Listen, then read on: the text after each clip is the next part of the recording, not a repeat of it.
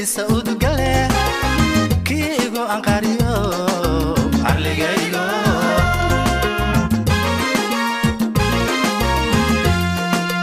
inanku adeego adduunyada intaan jiro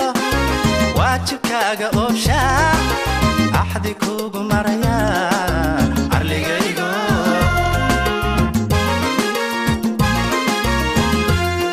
nikasaka ordeka abaldhace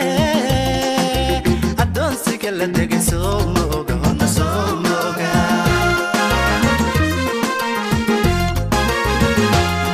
nikasaka ordeka abaldhace addoonsiga la degay soo mooga hona soo mooga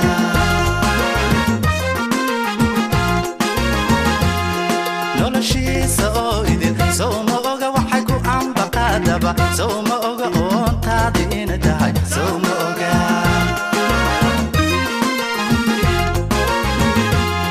noloshiisa oo idin soo mooga waxay ku ambaqaadaba soo mooga oontaadi ina tahay soo mooga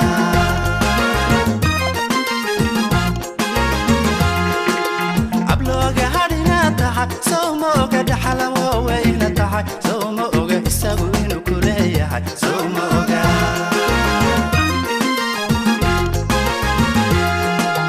ablooga hadina tahay soo mooga dhaxalawo wayna tahay soo mooga isagu inuu ku leeyahay soo mooga waxseed ku ursamaata arligaygo irbaka ma ridi karo aqoon yare bulshada la kuweedo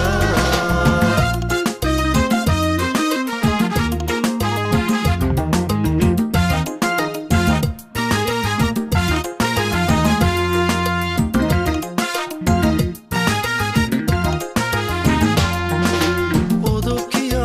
dhigihiyo calalka iyo raarkaba aqalkan ka helayo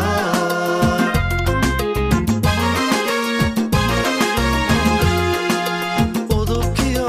dhigihiyo calalka iyo raarkaba aqalkan ka helayo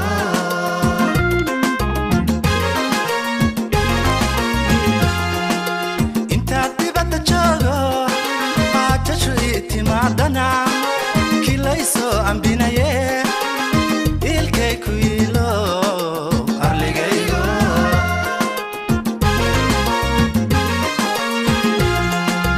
intaan dibadda joogo haajashu ii timaadana kilaysoo ambinaye ilkay ku yiilo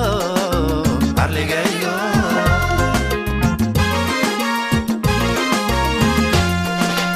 inaan ku ogolaado adduunyada intaan jiro aayaha ka taliya axdi kugu maraya arligaygo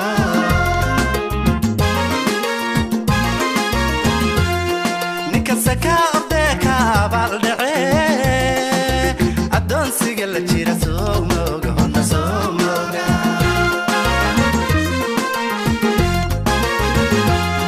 ninkasaka ordeka abaldhace addoonsiga la jira soo mooga hona soo mooga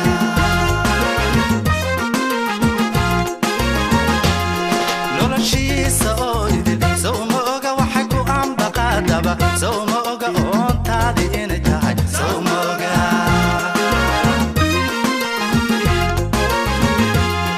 noloshiisa oo idin soo mooga waxay ku ambaqaadaba soo mooga oontaadi inay tahay soo mooga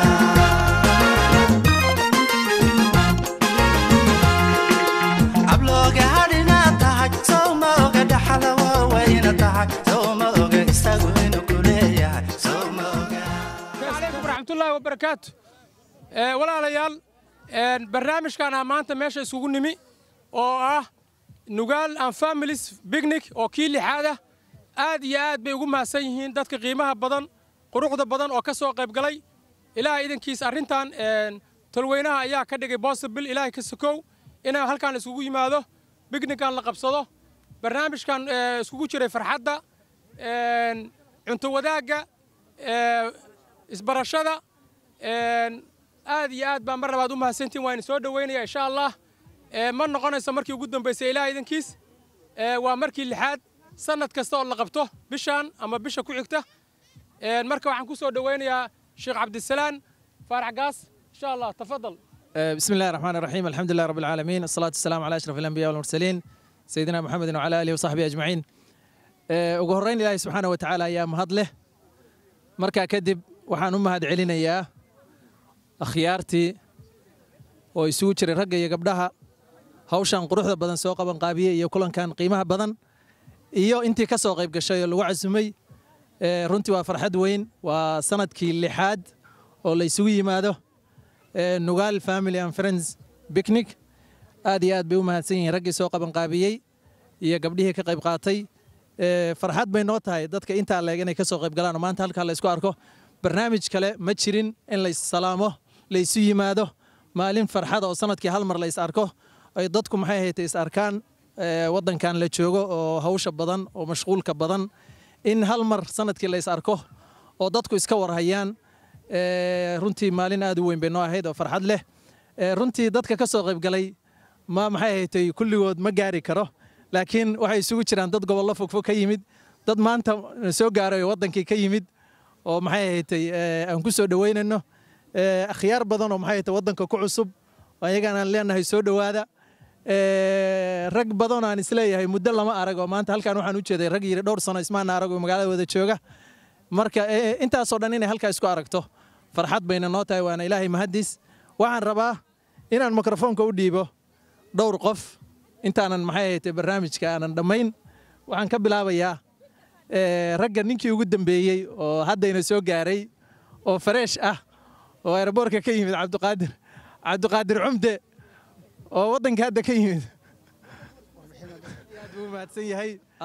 sidoo kale waxaa agtayda fadhiya Sheekh Cabdirasaaq Fagare oo asaguna ka yimid Calgary waxaa maxay haytay ku sii xiga oo ka sii sheeya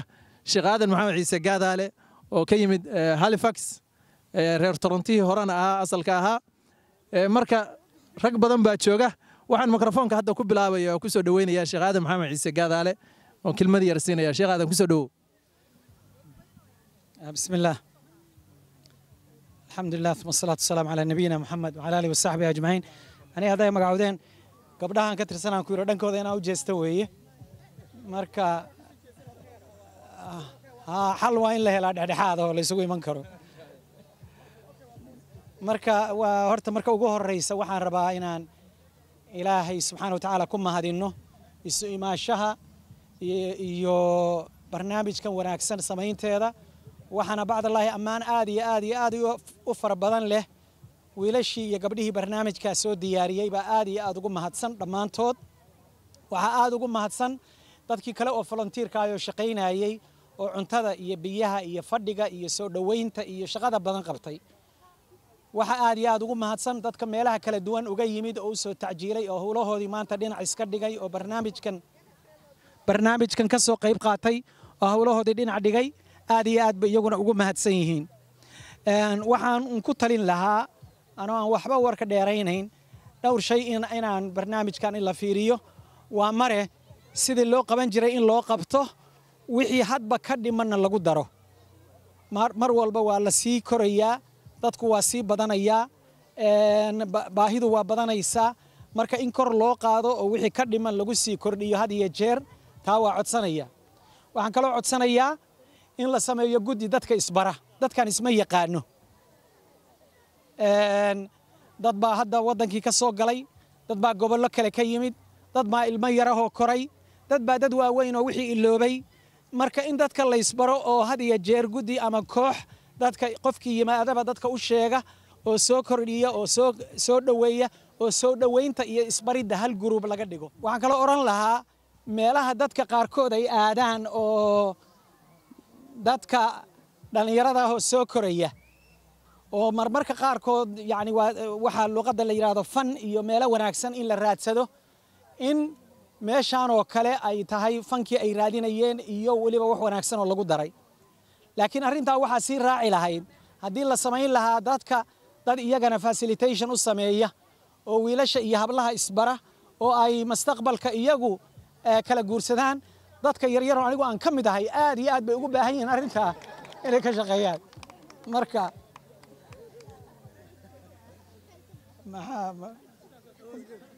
was good thank you hadda ordadii ka kacdeen soo maaha marka intaa maqasheen marka dadka in la isu keeno weeye qisa idin ka sheekeynaya kooban oo wax badan idinka qaadan magaalada Garowe baa bari dhexdaasa ciidii hore ayaa la iiga yeeray marka haweenku masjid ma laha arintaas aad baan uga hadlay waxaan idhi waxaasi waa discrimination wixii hala kale ka jiray baan dadka u sheegay war waa waalantahay warka ha sheegin ma waaliya wadanku isku mid waaye gabdhaha masaajid loo yeelo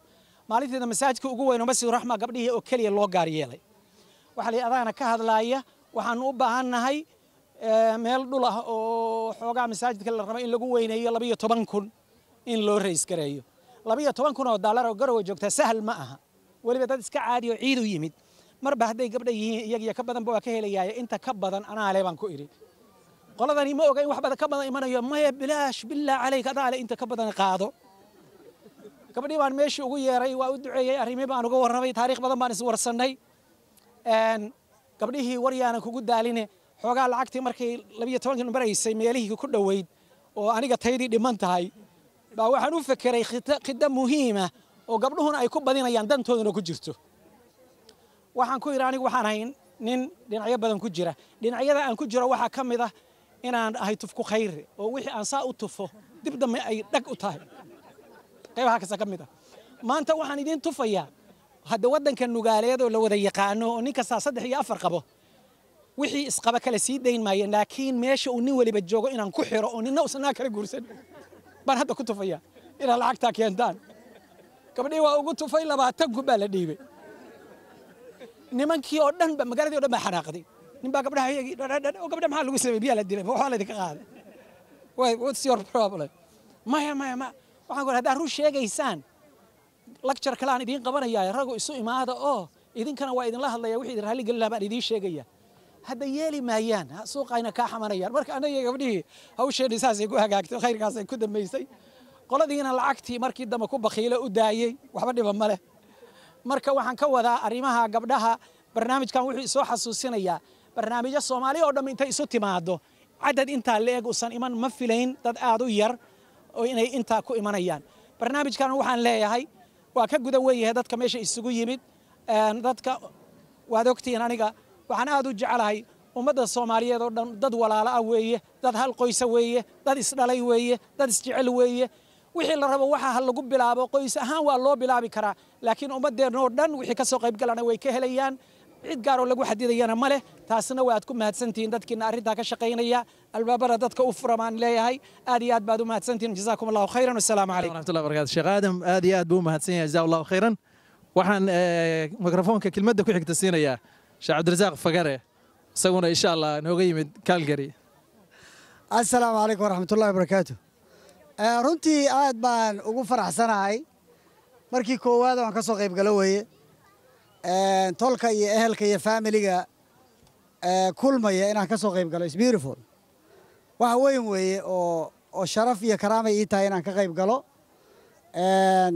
runtii waa farxad dadka in la isbaro dad badan oo aan aqoon baa jooga meesha oo aan qaraabo iyo ehel nahay in dadka la isbaro oo dadku isbartaan is very important wixii muhiim ah oo la dhihi lahaana dee nin hadal badan baa naga hormaray hadal ma jiro warkii waa la dhameeyay sheekh aadan baa qaatay intii muhiimka ahayd laakiin waxaan rabaa inaan iraahdo barakallahu fiikum next year waa imaanaya I'm inviting myself inkastoo aan magaalo kala deganahay Calgary waa imaanaya aniga waa la ii soo sheegaya insha Allah next year waa ka soo qayb galayaa maybe inaan familiga keeno caruurtii inaan keeno iyo reerka iyo maaragtay aan soo drive gareeyo marka runtii waa shaqo fiican dadku inay isbartaan hadda dad badan oo aan aqoon baa jooga meesha kolley hadda mikrofoonku markuu dhammaada la isbaranayaa waana ku faraxsanahay waana idinku hambalyeynayaa reer Toronto waxaan leeyahay gudbiya bal sheekadaas hal la gaarsiiyo meelaha kale oo familiyadu degan yihiin iyaguna inay noo sameeyaan picnics aan ka qayb galno haddii aan laydmo barakallahu fiikum salaamu calaykum waraxmatullah jazaakallahu khayran sheekh Cabdirasaaq Fagare aad iyo aad buu mahadsan yahay mikrofoonka waxaan u geynayaa hooyo Yusur baan u geynayaa mikrofoonka السلام عليكم ورحمة الله وبركاته. أنا وهرت وحن كدعين ودعين يا دعاء وحي تهي إلهي وحن كبر يا هرت مسلمين تأردن إلههم مصلحة غير قبل إلهي إنه نحدقه إلهي وحن كبر يا عيسى محمود إلهي إنه كر قادم مع عيسى إلهي وحن كبر يا tolkay inuu tol iswata oo walaala oo isjecel inuu ka dhigo tarantooda iyo tiyadooda ilaahay inuu badiyo insha Allah biidmillaahi kariim intii dhimatay in Allah u naxariisto intii bugtana ilaahay inuu caafiyo insha Allah biidmillaahi kariim dhulka yagi dhul nabada ilaahay inuu ka dhigo dhulka yagi dhul barwaaqa ilaahay inuu ka dhigo ilaahay dad iyo dunyaba inuu kor naga dhigo ilaahay wixii cadow nagu ah inuu naga qabto إلهي عدو يجا قبط عدو يجا هجبيو إلهي مدنا بضع الله كردقو دقالها يعولادها للشيء يا الله نقدميو شر يشوش بالله نجهيو شيدان الله نجح حجابه أنت بقت الله عافيو أنت دمتي الله ونحريستو أنا قد دعاء هرت ويجا أنت وربحين أنا قدرت كمركي ليراك وربحي أنا وربحين تيدو وح كلامها أنا وحنك شيء أنا وحنا هاي إسرائيل هؤلاء إسرائيل باشيغا وحا كلمة شيء بقى قانو وحير وحا كلمة واحد أكتهين وحيدان أوجين باشيغا أنا قايدان كورقبين وقرن هراء ما مغشين أنت أم باشيغا ما أنت أنا إسرائيل وحرو ملايين يا مبريبا مسوا ما أنت مالنتي لصاري لوليو بنديرة ديني لصاري إني ما أنت تهاي إن مبريبا ترى تيكلا أنت كل ماتي وابري marka waxaan idin sheegayaa 4 waxyaalood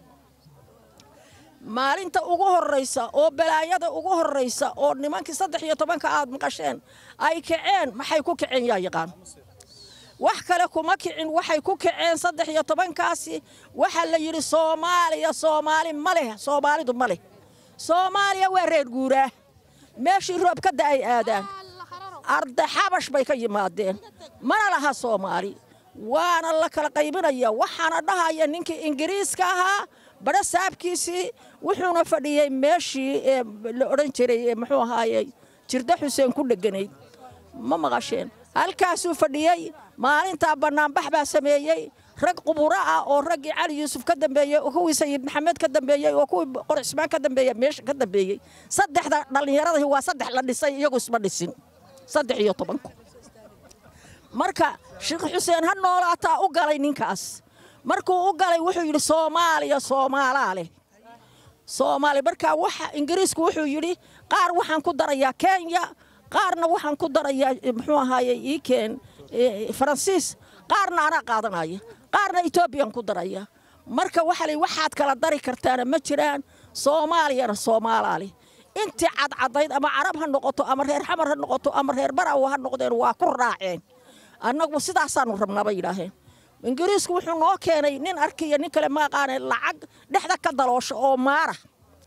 may maqlaysaan markaas mudaharaadka la sameeyay waxa loogu galay ninkii dhiisiga ahaa xafiiskiisii Sheekh Xuseen ha noolaato ugu galay dhirbaaxu ku dhiftay wuxuu yiri Soomaalidu ha noolaato wuxuu soo baxay isagoo la Soomaalidu ha noolaato haddaba markaa ku xigtay waxay ahayd dhageysta markaa ku xigtay waxay ahayd maalinta carabtu soo banaan baxday oo ay leedahay nacalatu la calaag ya Soomaali male Siciid Barqash baa fadhiyi jiray maalinta waxa dhacday insha Allah biidmillaahi kariim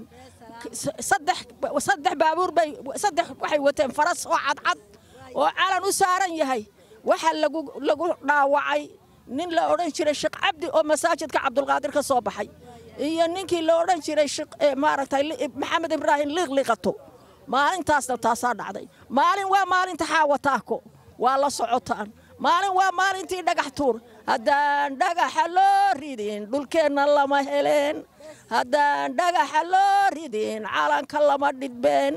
haddaan dhagaxa loo ridin dawlad lama dhiseen haddaan dhagaxa loo ridin iskoolaadka lama barteen marka taasina taasay bismillaahir rahmaanir rahiim annagu horta haddaan kaftano odayaashii hore meesha naga soo horeeyay waxay yiraahdeen gala Kanada laakiin annagu waxaan qurxi Kanada lu baxnay magacaas la baxnay waxayna runtii taal isku raacay boqolkiiba boqol noqonay raggii qurxiyay Kanada haddaan si kale u kaftamo waxaan maqlay dad hore badan waxa jiray oo mayrmay baa jiray marka insha Allah waxaan rajaynayaa waxa way mayranka in laga soo wada noqdo haddii aan anagu qurxin haddii alla idmo waxaan ku talinayaa insha Allah dhalinyarada odayaasha dhalinyarada cuslaatay kulli in waxa weeye mustaqbalka loo wada fakaro waxbarasho lagu daro kaleeyaan la isaga noolaan meesha ma garanaysaa waqtiga la qaybsado haddii alla idmo dadku isku wada xirnaadaan haddii ilaahay idmo ilaahay cabsidiisana mar walba lagu xirnaado qofka bilaadanka ilaahay wuxuu abuurtay cibaado uu abuurtay iyo waxa weeye adduunka si aakhiraysan u shaqayso aakhiradan ilaawin innagu waxaan la noolay dad badan oo aan diin haysan baynu la noolay alxamdulillaah rabbil caalamiin diin inuu ku dhaliyo hadda taasa wax weyn ilaahay looga mahad celiyo runtii waxaan aad iyo aad u bogaadinayaa aad iyo aad ugu adkaynayaa in waxa weeye cibaadada iyo masaajidada dhammaan dhalinyaradu ku xirnaato oo sidoo kale waxaan aad iyo aad ugu mahad celinayaa ragga odayaasha ahaa oo naga horreeyay oo halkan waxa weeye ma garanaysaa inagu soo dhaweeyay waxaan kale aad iyo aad ugu mahad celinayaa gabdhihii iyo wiilashii iyo dhammaan familkii iyo dadkii jaaliyadii heer nugaaleed oo waxa weeye arrintaas soo qaabisay aad iyo aad baan ugu mahad celinayaa arrintaas assalaamu calaykum waxaan salaamayaa dhammaan intii taqaana muuqayga iyo magacayga assalaamu calaykum waraxmatullahi assalaamu calaykum waraxmatullaahi wabarakaatu halkan waxaa isku yimid familkii reer nugaaleed ah dhammaantood waxaan leenahay assalaamu calaykum salaan kadib waxaan leeyahay waxaan halkan isku dadkuna isbartaan dadkii hore waddanka joogay iyo dadka cusubba in waqti la wada qaato la isbarto aad bay u fiican tahay dadkii waddanka hore ku milmay dadka hadda jooga in la isbarto oo waqti la wada qaato oo sanadkii maalin ka mid ah la isku yimaado oo la isbarto sidii dadkii hore iyo dadka dambaba ay waqti iskugu helaan barasho kadibna wixii la qaadi karo loo baan qaado waxaan kaloo dhalinyarada cusub waqti macnaha aad ugu dhiirgelin lahaa inay wixii awoodi karayaan nolosha ka qabtaan oo ay waxbarashada ugu horeyso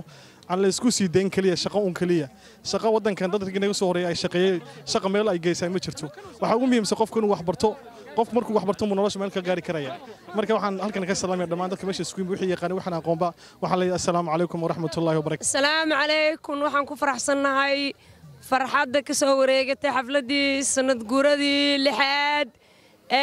barxadda Martin Group iyo Radban lagu qabto every year July today waa June 30th that's why loo soo hormariyay marka waxaan leenahay alxamdulillah rabbil caalamiin walaalihii ka soo qayb galay intii soo qaban qaabisay kulligiin ma sha Allah tabarakallah waa mahadsantihiin ilaahay waxaan ka baranay sanadkiisa kale inuu nagu gaarsiiyo farxad rayrayn borshbash iyo barwaaqo ما شاء الله تبارك الله. السلام عليكم ورحمة الله وبركاته والله ما شاء الله هذا أنقو فرح سنة هاي بيكنيك اللي قفت ما أنت سنة لح سنة النوت هاي ما شاء الله تبارك الله سعيد أوري ما شاء الله ذاك سوق من قابيي وحنقول رجاني أنا عارف ماذي عمري دير إنه الله سيو باش يبرواقو آذن وما سين ذاك نقلا سوق قيب قلي عرورتيني رجيني ما شاء الله تبارك الله